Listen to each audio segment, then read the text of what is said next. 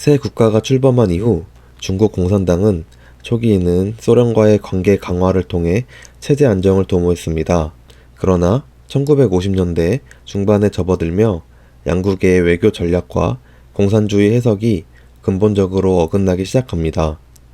먼저 외교 정책의 차이가 드러났습니다. 소련은 미국과의 직접 충돌을 피하며 공존을 모색하는 평화 공존 노선을 채택한 반면 중국은 냉전 구도를 혁명 확산의 기회로 인식하며 보다 급진적인 대외 태도를 보였습니다. 특히 핵무기 문제와 제3세계 혁명 지원을 둘러싸고 중국은 소련이 지나치게 타협적이라고 판단했습니다.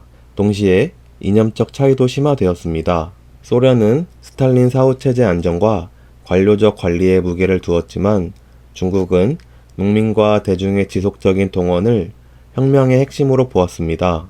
중국 지도부는 소련식 사회주의를 관료화된 수정주의로 비판하며 자신들만의 혁명 노선을 정당화하기 시작합니다. 이러한 인식 차이는 상호 불신으로 이어졌고 결국 1960년 이전에 군사기술 협력과 정치적 연대는 사실상 중단됩니다. 소련과의 결별 이후 중국은 외부 모델에 의존하지 않는 독자적 발전 노선을 택하게 되었고 그 결과 산업화와 경제 발전을 국가 목표로 삼은 대약진 운동과 이념적 순수성을 강조한 문화 대혁명으로 이어지게 됩니다. 문화 대혁명을 둘러싸고 급진적 이념 투쟁을 지속하려는 세력과 국가 안정과 경제 회복을 우선시하려는 세력 사이의 갈등이 이어졌습니다. 급진파는 마오쩌둥의 혁명 노선을 계승해 지속적인 대중 동원과 이념 투쟁을 강조한 반면 온건파는 장기화된 혼란이 국가 운영 자체를 위협한다고 판단했습니다.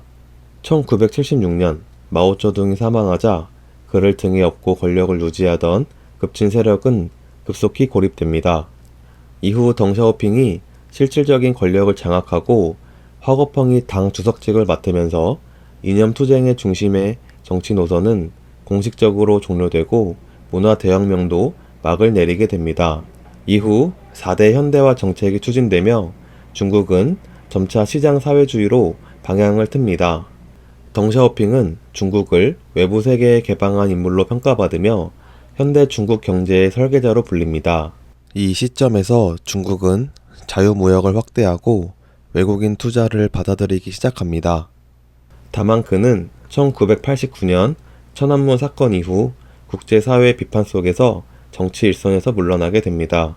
덩샤오핑이 공식 정치 무대에서 물러난 이후에도 그가 설계한 개혁 개방의 기본 방향은 중국 지도부에 의해 유지되었습니다. 중국 공산당은 천안문 사건 이후 정치적으로는 통제를 강화했지만 경제적으로는 시장화와 개방 노선을 포기하지 않았습니다. 이로써 중국은 정치적으로는 권위주의적 통제를 유지하면서도 경제적으로는 점진적 개방을 지속하는 독특한 체제로 자리 잡게 됩니다. 이러한 선택은 이후 수십 년에 걸쳐 중국 체제의 기본 운영 방식으로 고착되었습니다. 이 과정에서 중국의 공산주의는 도입 초기와는 뚜렷이 다른 모습으로 변화했습니다. 공산주의 도입 당시 중국은 사적 소유와 시장을 부정하는 계획 경제와 계급 투쟁 중심의 체제를 지향했지만 오늘날의 중국은 공산당 일당 지배를 유지한 채 시장 경쟁과 자본주의적 요소를 적극 결합한 실용적 체제로 변모했습니다. 그 결과 중국은 세계 경제에서 핵심적인 위치를 차지하며 체제의 정당성을 경제 성과를 통해 확보해 왔습니다. 다만 이러한 성과를 전통적 공산주의의 결과로 보기는 어렵습니다. 고전적인 공산주의는 사적 이윤과 사적 소유를 허용하지 않기 때문입니다. 많은 전문가들이 중국을 사회주의적 통치 구조 위에 자본주의적 요소가 결합된 혼합체제로 평가하는 이유도 여기에 있습니다. 결국 중국 공산당이 무너지지 않았던 이유는 공산주의를 교리처럼 고수했기 때문이 아니라 권력 유지를 위한 도구로 활용했기 때문입니다. 중국은 이념이 체제를 지배하도록 내버려 두지 않았고 오히려 체제가 필요에 따라 이념을 선택적으로 해석하도록 만들었습니다.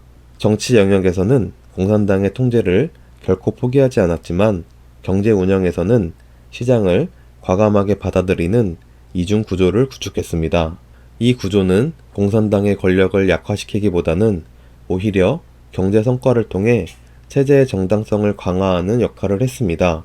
결국 중국 공산당의 생존은 공산주의 그 자체의 승리가 아니라 공산주의를 유연하게 다뤄온 방식의 승리라고 할 수 있습니다.